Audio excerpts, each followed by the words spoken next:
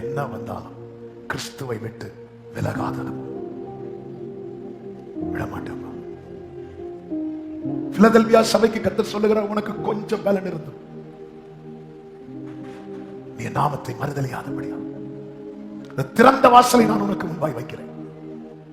கொஞ்சம் கஷ்டம். வாழ்க்கை என்பது அப்படிதான். சாயங்காலம் விடியற்காலம் ஆகி முதல் நாள் ஆயிற்று, இரண்டாம் நாள் தேவன் அதை நல்லது என்று கண்டார். சாயங்காலம் விடியற்காலம் ஆகி இதான் லைஃப். மாலையிலே அழுகை, காலையில் கழிப்பு, இதான் லைஃப். சத்தியத்தை உங்களுக்கு பேசிக் கொண்டிருக்கிறேன். வாழ்க்கை என்பது போராட்டம் தான். மேடு பள்ளங்கள் இருக்கும்.